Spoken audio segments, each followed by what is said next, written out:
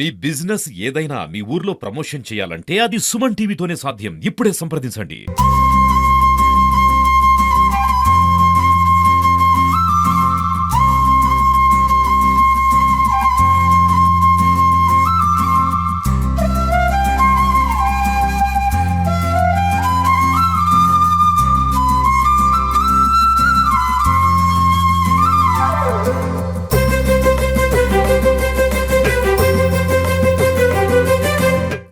ధర్మపురి క్షేత్రంలో ఈరోజు ముక్కోటి ఏకాదశి సందర్భంగా ధర్మపురిలో అంగరంగ వైభవంగా ముక్కోటి ఏకాదశోత్సవం బ్రహ్మాండంగా నిర్వహించబడ్డది.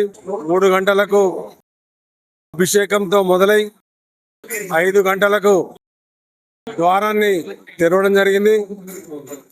వేల మంది భక్తులు దర్శనం చేసుకోవడం జరిగింది. ఈ యొక్క కార్యక్రమంలో గౌరవ మంత్రివర్యులు లక్ష్మణ్ కుమార్ గారు, అదేవిధంగా గౌరవ కలెక్టర్ గారు పాల్గొనడం జరిగింది.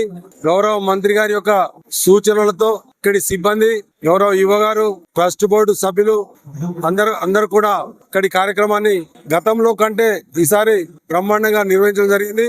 ఇప్పటికే దాదాపు భక్తులు 20,000 వరకు భక్తులు రావడం జరిగింది.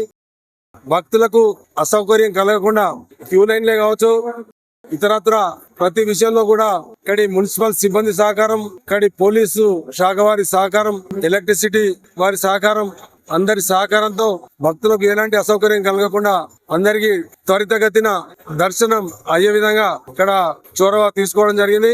ఈ రోజు భరణి నక్షత్రం కూడా కావడం విశేషం.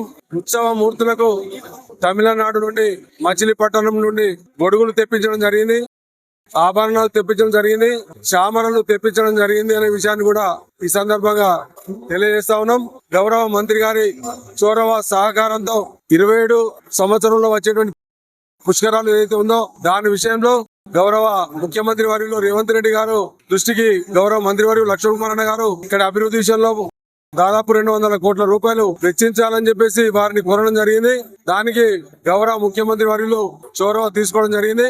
అదేవిధంగా ఈరోజు కోటి ఏకాదశి సందర్భంగా ఏదైతే కాంగ్రెస్ ప్రభుత్వం, రేవంత్ రెడ్డి గారి ప్రభుత్వం వారు ఇచ్చినటువంటి 6 గ్యారంటీలు, అదే విధంగా అన్ని కూడా సక్రమంగా జరిగే విధంగా లక్ష్మీ నరసింహస్వామి ఆశీస్సులతో నిర్విఘ్నంగా జరగాలని చెప్పేసి కోరడం జరిగింది.